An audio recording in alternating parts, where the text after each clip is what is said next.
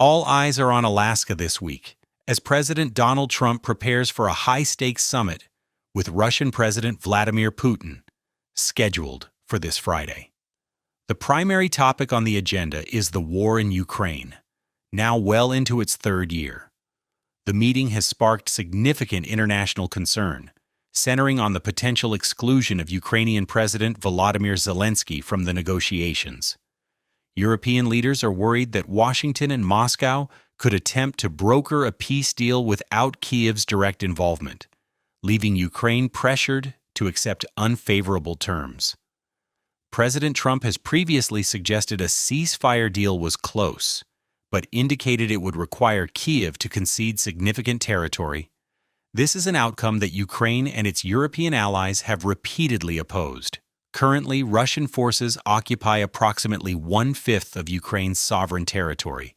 This vast stretch of land is not only strategically important, but also vital to Ukraine's economy, being rich in minerals and industry, and is home to Europe's largest nuclear power plant in Zaporizhzhia.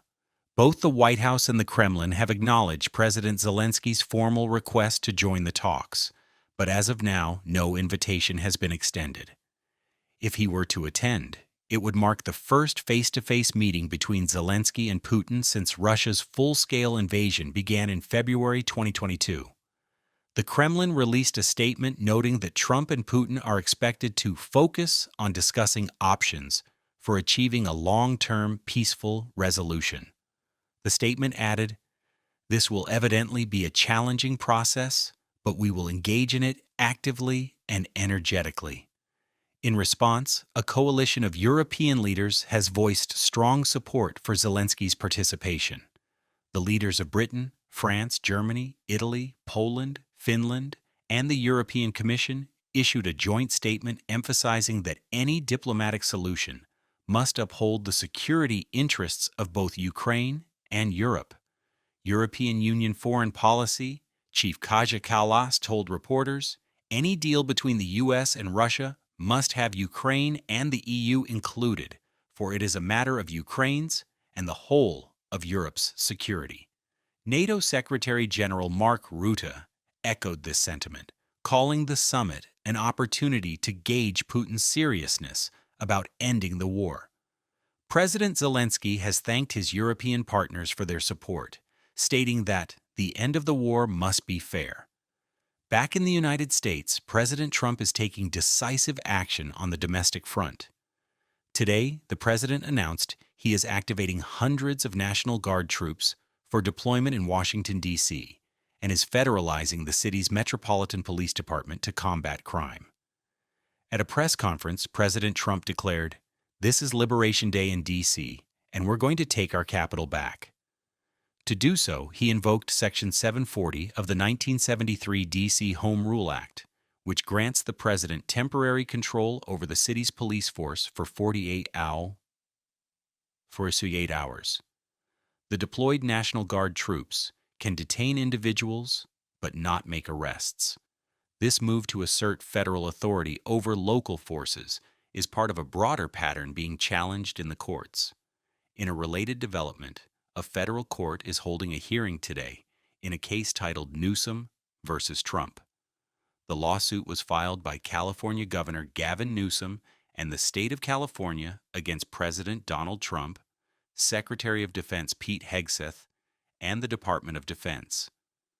The case challenges the legality and constitutionality of a memorandum from June 7th, in which President Trump ordered the federalization of the California National Guard.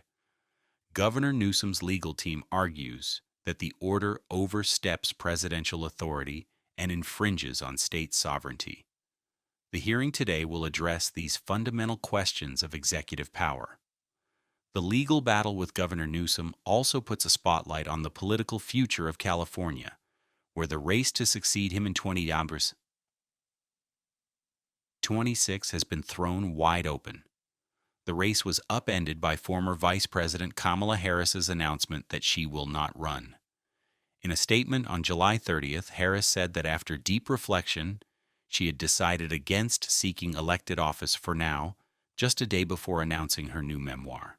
Her decision created a power vacuum in the Democratic primary.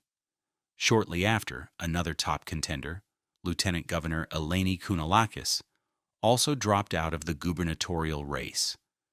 Kounalakis, who had the backing of former House Speaker Nancy Pelosi, stated, "At this moment, I believe I can make the greatest impact by focusing on California's financial future, and will instead run for state treasurer."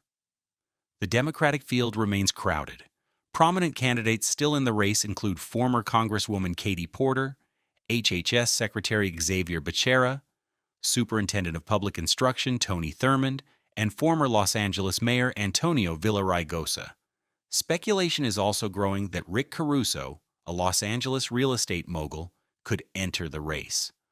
On the Republican side, declared candidates include Steve Hilton and Riverside County Sheriff Chad Bianco.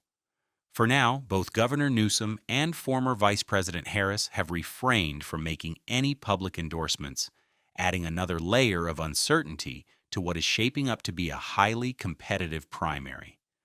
The outcome of that 2026 gubernatorial race and others across the country will be shaped by another political battle already underway, the fight over congressional redistricting.